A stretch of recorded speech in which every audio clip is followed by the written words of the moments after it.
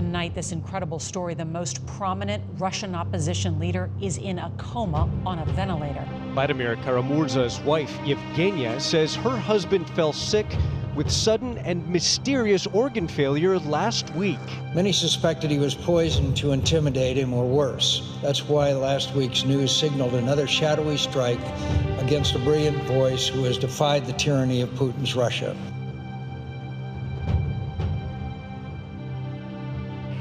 As so often in our country's history, the political cost and the personal cost of dissent in Russia today is high.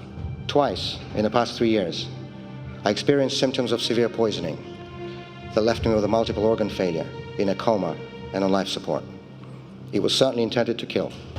Both times, doctors told my wife that they estimated the chance of survival at about 5%. The message was clear enough, but so is my response. Now for the second time, you will not see us run. You will not see us hide. You will not see us give up.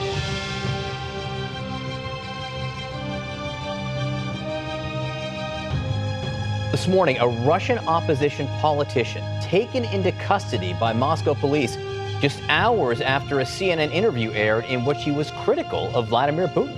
This regime that is in power in our country today, it's not just corrupt, it's not just kleptocratic, it's not just authoritarian. It is a regime of murderers.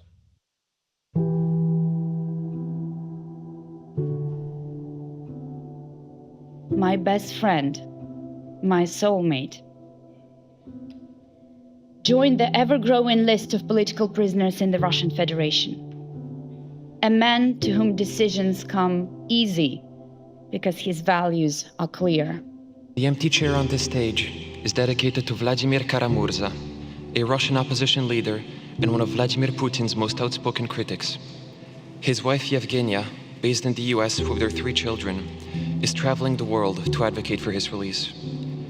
I have come here to ask the Russian government, how is it exactly that Vladimir Putin guarantees human and civil rights and freedoms? Do legitimate leaders who enjoy the support of the population persecute voters who are questioning their policies? What all these victims need above all is to know that we are not forgetting them, that when their voices are stifled, we shall lend them ours, that while their freedom depends on ours, the quality of our freedom depends on theirs.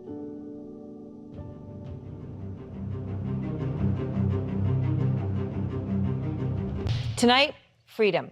Vladimir Kara-Murza, one of Putin's fiercest and bravest critics, speaking out for the first time here in the U.S. with his family, after being freed in the biggest prisoner exchange since the Cold War. Алло, алло. Алло, алло, пап. Да, Катюшечка, это ты? Да, пап, привет. However strong the dictatorship and the repression, if enough dedicated people are prepared to stand their ground and stand up for their liberty and their rights and their dignity, they will prevail.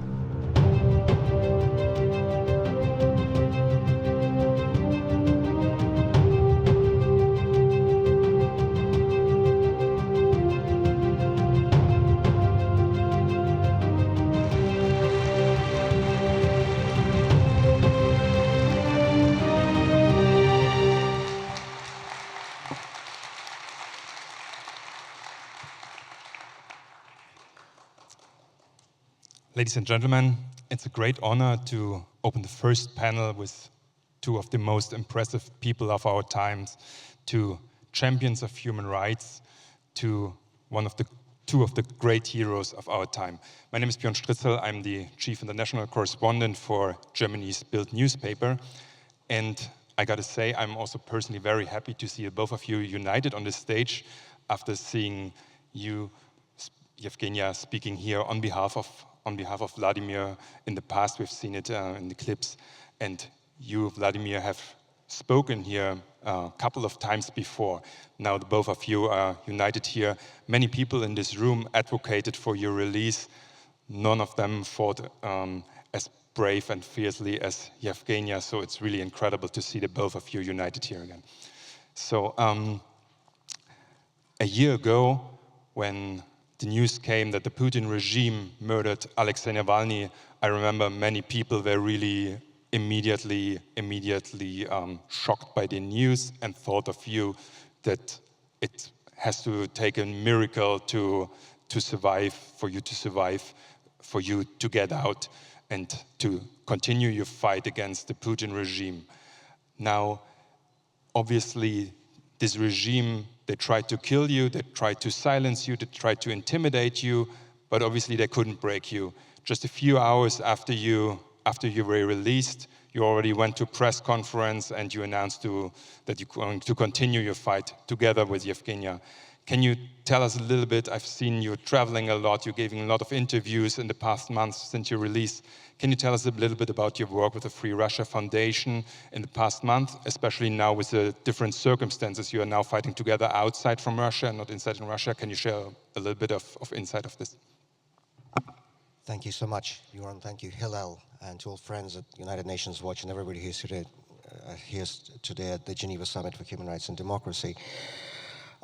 You mentioned the word miracle, Björn, in your introductory words, that it would take a miracle to set us free, and it was a miracle. This is the only way I can describe it. I was certain that I was going to die in that Siberian prison, and ever since the 1st of August last year, I've been watching this film, really, to be honest. It's still completely surreal, and this is a particularly good episode today here in Geneva, but it still doesn't quite feel like a reality.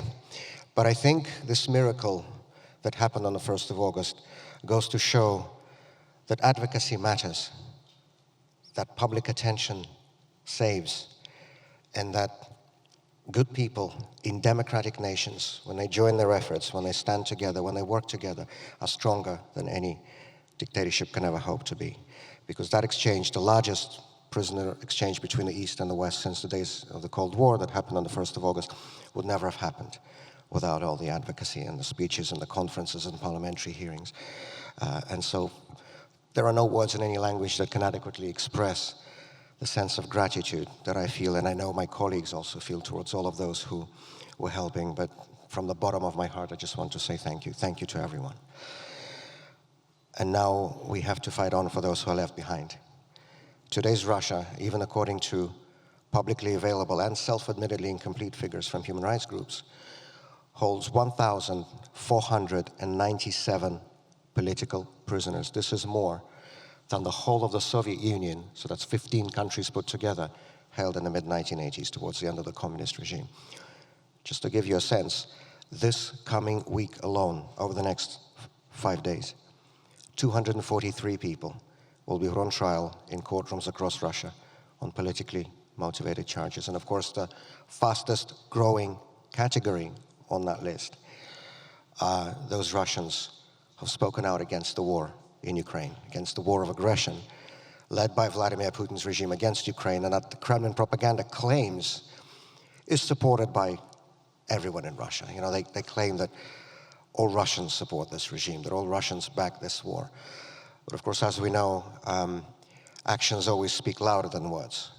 And the reality tells a different story, this reality of a spiral of repression unparalleled since the Soviet era that doesn't see a day when there's no politically motivated trial in Russia. And as I mentioned, there are hundreds who are imprisoned, and there are thousands who have faced administrative charges, which is one step away from criminal prosecution.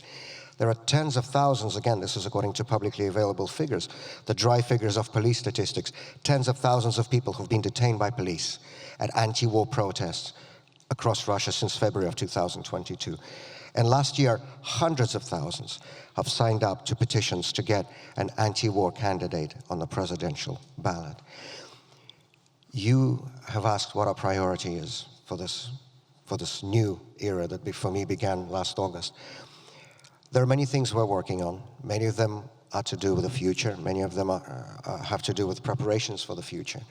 And I'm happy to talk about this if this is something of interest.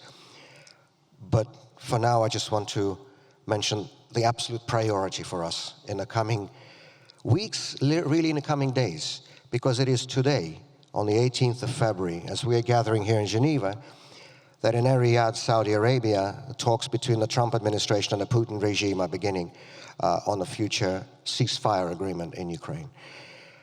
And for us, for me, and I know for many, many of our friends and colleagues, it is an absolute priority that any ceasefire deal, post-war settlement, agreement, whatever you want to call it, that any such deal to end the bloodshed in Ukraine includes a provision on the release of all captives of this war, meaning, of course, prisoners of war on both sides. That is expressly required by the Third Geneva Convention, meaning Ukrainian civilian hostages, thousands of people whose status are not provided for by any documents of international humanitarian law. In fact, the Geneva Convention specifically prohibit taking civilians as hostages, but that's what Putin's forces have been doing over the last almost 3 years. Thousands of them in Russian detention facilities, they have to be set free. Meaning thousands of Ukrainian children who have been abducted by Russian forces and taken to Russian territory. This is a war crime in international law. And because of this, Vladimir Putin is now an indicted war criminal after the arrest warrant issued by the International Criminal Court. And, very importantly, meaning also Russian political prisoners, those people, our fellow citizens, who are in prison today for the only reason of speaking out against this murderous criminal war that the Putin regime is leading. All these people have to be released as a result of these negotiations that are starting today. This is an absolute priority. This is the thought I'm waking up with and going to bed with every single day, and we're going to do everything that we can to make sure that becomes a reality.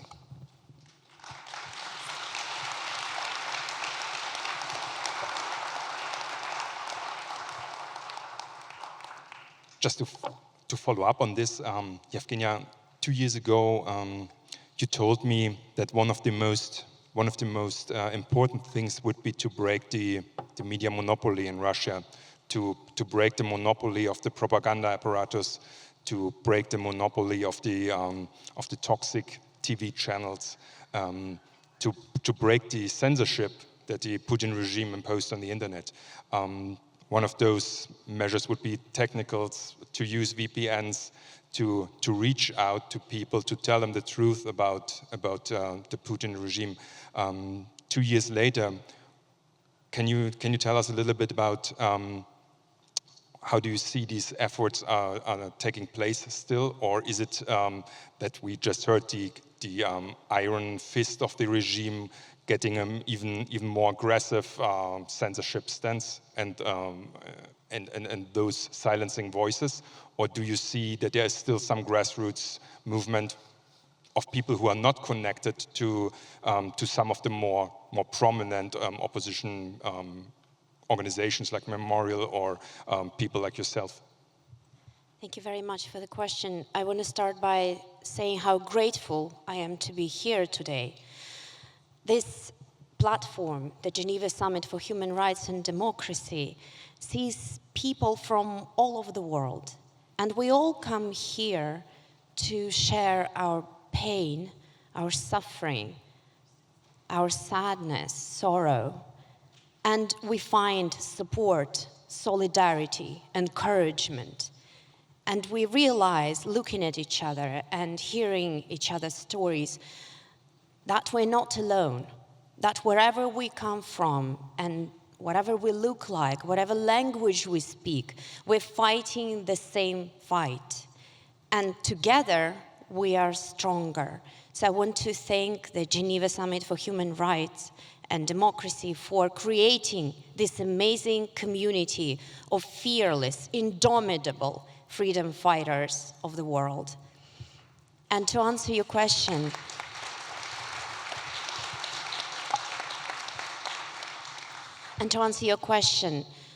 censorship is one of the most powerful instruments used by dictators all around the world. This is the first thing that dictators want to do. They want to suppress the truth. And they want to silence those who will speak the truth despite anything. And in Russia, the same thing happened, of course. The Russian population has been subject to propaganda for the same messages for over 2 decades already, because the last major, easily acceptable to the majority of the population, the last channel, TV channel, was closed down in 2003.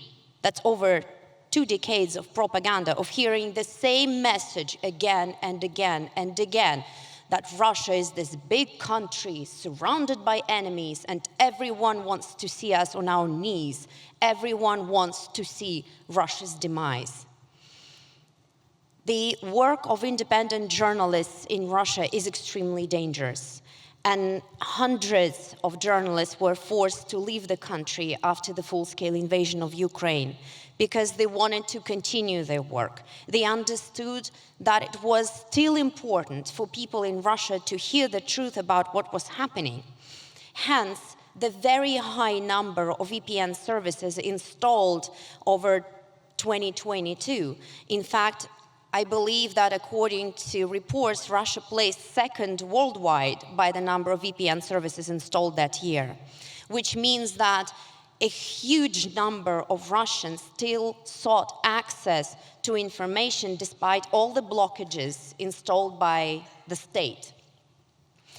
But unfortunately, what we see today is that the work of independent journalists is not becoming any easier, but actually it is becoming harder thanks to not just the efforts of the Russian propaganda and the Russian state, but very often that work is further complicated by the decisions of these big tech companies. For example, Apple, on the demand of the Russian authorities, removed dozens of VPN services from its app store. These VPN services that Russian citizens used to access to independent information. Apple removed access to independent media like The Insider, Medusa, Radio Free Europe, Voice of America. That is, I cannot understand this. I do not understand this. We all realize that our freedom depends in a big part on our possibility to access to independent information. People need to know what is actually happening to react to this. And I am very saddened to see that independent media and Russian independent journalists are not just targeted by the Russian state, but also by those big tech companies. Vladimir, you just briefly mentioned so-called peace talks between US and Russia. You were friends with late US Senator John McCain, who never had any illusions about the Putin regime, who called them out at any opportunity. Do you see it as some discouraging sign when we now see the pictures of the U.S. Secretary of State with Lavrov deciding about the fate of another country? And what do you or whom do you see as your allies for a free Russia? Once the United States apparently didn't go this prior way. Well, look, these past 25 years have not only been the story of the dismantling of democracy in Russia and the construction of a brutal, repressive, authoritarian, now bordering a totalitarian regime built by Vladimir Putin. The last 25 years have also been a sad story of appeasement of this dictator by Western governments, Western countries, Western leaders on both sides of the Atlantic. And this began straight away, as soon as Putin came to power. You know, Björn, there's this myth that is often propagated by people, journalists, experts, politicians, both in Russia and in the West, very often for reasons of self-justification, a myth that somehow there were two different Putins. There was an early Putin who believed in modernization and reform and cooperation with the West, and then something went horribly wrong along the way. So goes the myth. Nothing could be further from the truth. Putin was Putin from the very beginning. I remember very clearly the day when I understood who this man was and what direction he was going to take our country. This was the 20th of December, 1999. The day still, astonishingly, celebrated by Russian security services as the Chekist Day, the day of the founding of the Cheka, the Bolshevik secret police, in December 1917. And on that day, Putin, of course himself a former KGB officer, came to Lubyanka Square in Moscow, to the former KGB, now FSB headquarters, to officially unveil a memorial plaque to Yuri Andropov. Now, Andropov was someone who symbolized, who epitomized the worst of the Soviet system, both in terms of the internal repression and in terms of the external aggression. As Soviet ambassador to Budapest, he was one of the architects of the 1956 invasion of Hungary. As longtime chairman of the KGB, he made it a priority to suppress and fight political dissent inside the country. He established a special directorate within the KGB to fight dissidents. He expanded the horrendous practice of punitive psychiatry, whereby opponents of the Soviet regime were declared mentally insane and kept in torturous conditions in psychiatric institutions. This was the man who epitomized everything that was wrong with the Soviet regime. And it was to him that Putin chose to unveil a memorial plaque when he was still prime minister in December of 1999. And just in case somebody still had questions, in the first year of his presidency, Vladimir Putin brought back the Stalin-era Soviet national anthem as the anthem of the Russian Federation. Now, Russia is a country of symbols, and he could not have chosen more potent symbols to start his new rule. And you know, it wasn't long before symbols were turned into actions as Putin moved to shut down independent media, expunge the opposition from parliament, rig elections, suppress peaceful protest, remove the autonomy of the regions. Then he began imprisoning his opponents, and he began murdering his opponents. And all this while, we saw Western leaders on both sides of the Atlantic rolling out red carpets for Putin, inviting him to international summits, shaking his hand, you know, looking into his eyes and seeing his soul, pushing reset buttons, and so on. Frankly, it is astonishing to me that after everything, we are seeing this all over again, because this is again what it is. I just want to remind everybody, we're now in the month of February. February is now forever a black month in Russia, a very, very dark month. February 16th, as you just mentioned, was the first anniversary of the assassination of Alexei Navalny. In a few days, February 24th, will be the third anniversary of the launch of the full-scale invasion, full-scale war of aggression against Ukraine. And at the end of this month, February 27th, will be exactly 10 years to the day when Boris Nemtsov, the leader of the Russian opposition, was assassinated directly in front of the Kremlin on Vladimir Putin's personal order. This is all within these few days. So I just simply want to remind all of those Western leaders, all of those Western politicians, again, we hear this on both sides of the Atlantic, who want to go back to business as usual with Vladimir Putin, who want to invite Vladimir Putin again to summits and roll out red carpet and trade with him. I want to remind to all those Western politicians who want to shake Vladimir Putin's hand that this is a hand that is soaked in blood.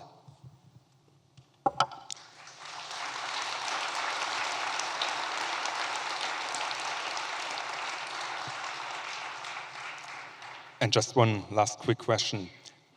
We just heard quickly in the introduction notes about the fall of the Assad regime, about the fall of a regime that also looked stable from the outside in suppressing its people, but then the Syrian people overthrow their dictatorship, which no one expected, and was just 2 months ago. It humiliated also the Putin regime as they were not able to save one of their long-term allies. Do you see this as a sign of hope that could be? I think it's a very important reminder about how dictatorships usually end, and it's certainly the way they usually end in our country. There was a book recently out by a Berkeley sociologist, Russian by origin, Alexei Yurchak. It's a book about the later years of the Soviet regime, late 1980s, early 1990s. And the title of the book is, "It Was Forever Until It Was No More." This is exactly how things happen in Russia. Both the Tsarist regime in 1917 and the Soviet regime in 1991 collapsed in 3 days. Literally, not a metaphor, in 3 days. This is how things happen in Russia. Nobody was ready. Nobody saw it coming. This is exactly how it's going to happen the next time in Russia when big change comes. This is exactly how the Putin regime will fall. None of us knows exactly when or exactly in what circumstances, but we do know that it will, because nothing is forever, and Vladimir Putin is not an exception. And so I believe the most farsighted, the most important, the most responsible thing that we should all be doing now, we meaning the pro-democracy forces in Russia and our friends and allies in the free world, is to prepare that roadmap, that strategy, that plan for the day after Putin. Because the next time there is a window of opportunity for democratic change in Russia, we have to get it right for the sake of the next generation, for the sake of our children, for the sake of humanity. Because we know, and I think nobody doubts this after February 2022, that what happens in Russia affects everyone. Russia is the largest country in the world. Russia is the largest country in Europe. And the only way Europe is ever going to be truly whole, free, and at peace with itself is with a democratic Russia. That is a goal we should all be working towards. And I think it is within all of our interests to make sure that that day comes a little faster.